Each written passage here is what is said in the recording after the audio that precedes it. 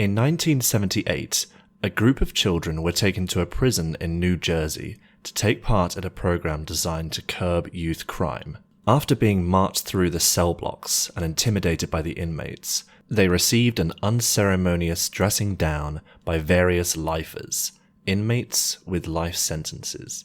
The idea is that if real convicts berated and screamed at those kids and described the horrible things that would happen to them if they ever found themselves in prison, then they would be apprehensive of committing any further offences. You probably know the program by the name Scared Straight. The original Scared Straight was a 1978 documentary and has had numerous follow-ups, including Beyond Scared Straight in 2011. The method of the program is still used today, with some organisations offering to take your troubled kid and let convicts abuse them for hours. The thought of having your precious children having a little course correction by seeing what life is really like in the clink is a simple one, and it makes sense. The problem is that it doesn't work. In fact, there's evidence to show that these programs actually increase delinquency. Then why do we still do it? Why didn't the program runners realise that it's a waste of time in 1978? I believe the reason why this went unnoticed is symptomatic of a grave problem we have in society. People generally lack the skills in order to think rationally. I'm hoping I can convince you in the next 12 minutes that this statement is true and that it matters. In general, Homo sapiens are really bad at statistical reasoning, and that didn't really matter for the first 100,000 years of our history. We have evolved to be pattern-seeking machines. We need to know in a heartbeat if the face we see is friend or foe, if it's a lion or an antelope in the long grass, if it's a fellow human that's calling for help. The modern world has alleviated almost all of these evolutionary pressures, but the pattern-seeking mind remains. We can much more easily recognize a friend's face than perform complex quadratic equations without a calculator. It's much easier to feel sorrow for the 100 victims of a plane crash than for the 8 million who die from emissions fumes each year. This condition of the human mind opens us all up to biases and heuristics. Let's say you're living in the US and your kid has got 2 friends in your neighbourhood. One of the friends has got a swimming pool in their backyard. The other friend has a father who owns a gun. Which of those households would you rather your child plays at? Most people would pick the house with the swimming pool, but the data indicates that your child is much more likely to drown in a pool than be shot with the gun. When I was 5 years old, I wandered into the deep end of a residential swimming pool in Long Island and found myself sinking to the bottom. If a nearby adult hadn't pulled me out, I probably would have drowned. The point being that it's easily done. According to the US CPSC, about 390 deaths in children aged 15 or below are attributed to drowning. 75% of these deaths are in children under 5, and 83% of those deaths occur in residential pools. Compare this to the roughly 90 children younger than 15 who die each year from accidental shootings at home, and it becomes clear that your precious child is safer at the house with the high-powered rifle. This mistaken cognition is called the availability heuristic. Events that are more dramatic come more easily to mind, so we let them paint us a picture of reality. An example that you almost certainly will have heard of is the societal reaction from the release of the movie Jaws by Steven Spielberg in 1975. It's often said that beach attendance plummeted in the summer as a result, although there's actually no evidence that it did. The implications are still apparent though. The perception of sharks in people's minds, mine included, is that they're ferocious, dangerous animals, and we can probably blame Hollywood for that. Despite our perception of sharks, you're more likely to get killed by a lightning strike than by a shark. In fact, you're about 600 times more likely to be killed by lightning. The availability heuristic is one of hundreds of biases and heuristics that have been discovered in the field of cognition. You'll probably have heard of the most famous, confirmation bias, the tendency to look for evidence that confirms our previously established conclusion and ignore evidence to the contrary. Others include swimmer's body illusion, sunk cost fallacy, the Dunning-Kruger effect, and the endowment effect, just to name a few. Why aren't these phenomena taught in school? I'm not suggesting giving children a lesson in cognitive science, as interesting as it may be. I'm suggesting that we should be teaching children how to avoid irrational thinking. There should be a class called rationality, in the same way that there are classes for science, mathematics, and literature, and so on. Class exercises could involve scenarios where pupils could identify biases and pitfalls that one can encounter. Schooling, by and large, equips pupils with the most necessary tools to be productive, but it isn't until very late on, perhaps even university, where we learn how to think rationally. I would even argue that many of those who have dedicated their careers to pursuits that rely on statistical reasoning are still bad at statistical reasoning. You may be able to guess where I'm going with this, and there will be a proportion of you who will be offended by my next sentence. But try to be open-minded and at least hear me out. Stock trading is not a scientific or rational pursuit. The practice of attempting to determine which stocks will increase or decrease in price by examining macro markets, world events, previous value data, business initiatives, which way the wind is blowing, whatever. It's a waste of time. It doesn't work. Daniel Kahneman talks about how he and his colleagues visited a stockbroker firm in Wall Street in his book Thinking Fast and Slow. He sought to determine if the success of financial advisors there was due to skill or luck. To do this, he compared the ranking of advisors in a firm over an 8-year period, comparing their performance between each of the years, yielding 28-year pairs. I'll read the next excerpt from the book. While I was prepared to find little year-to-year consistency, I was still surprised to find that the average of the 28 correlations was 0.01. In other words, 0. The stability that would indicate differences in skill was not to be found. The results resembled what you would expect from a dice rolling contest, not a game of skill.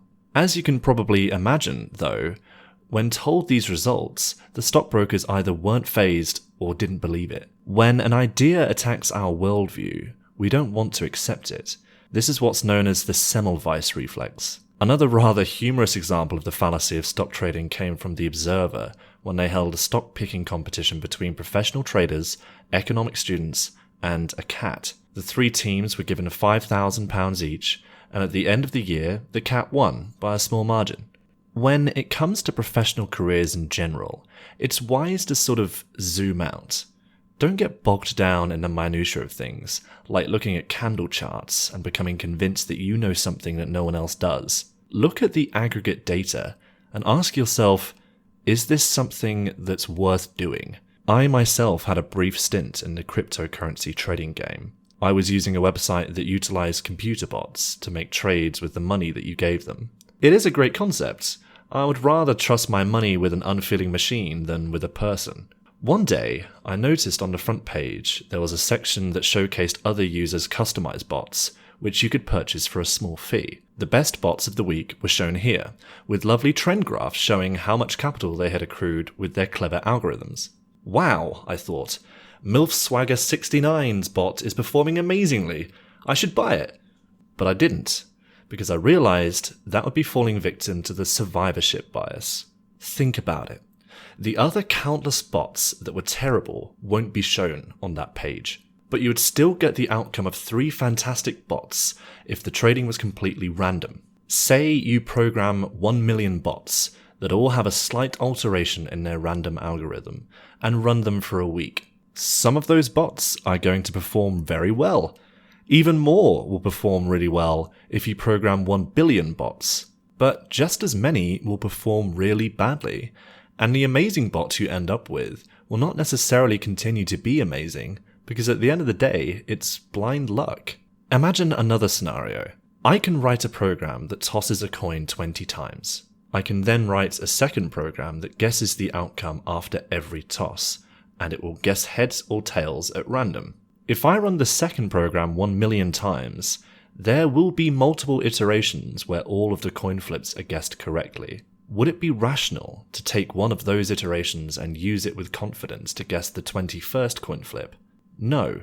Its chance of guessing the next outcome is just as good as the sad sack iteration that guessed none of the coin flips correctly. Here's a more sinister example of this from Daniel Levitin's The Organized Mind. There's a scam, and it goes like this. Send a letter to 1,000 households that states that you're an expert investor and that you can predict the movement of any stock.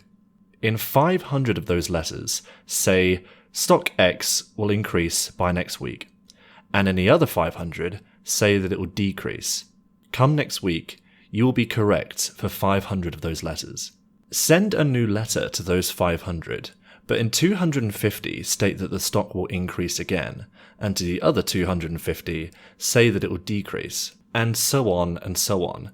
And soon, you'll have a dozen households that will have received letters from you for weeks where you have accurately predicted the stock market, and a few of those will invest huge sums to you. It's as simple as that, and it preys on survivorship bias and a tendency for individuals not to think rationally. One last point I want to cover is one I referenced a few minutes ago about zooming out.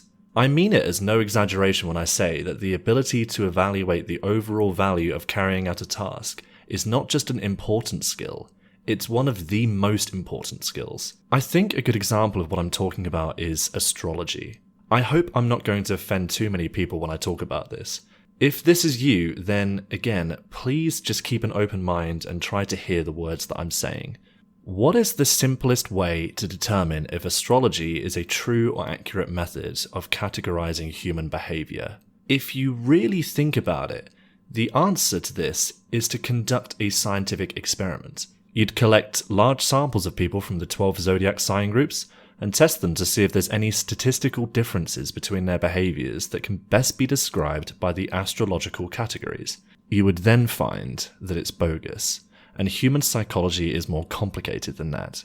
Indeed, there have been scientific evaluations of astrology that have already shown it to be bogus. This is what I mean by zooming out. Ignore your intuitions or any assumptions that you may have, and trust the scientific method to determine whether or not something has value or is true.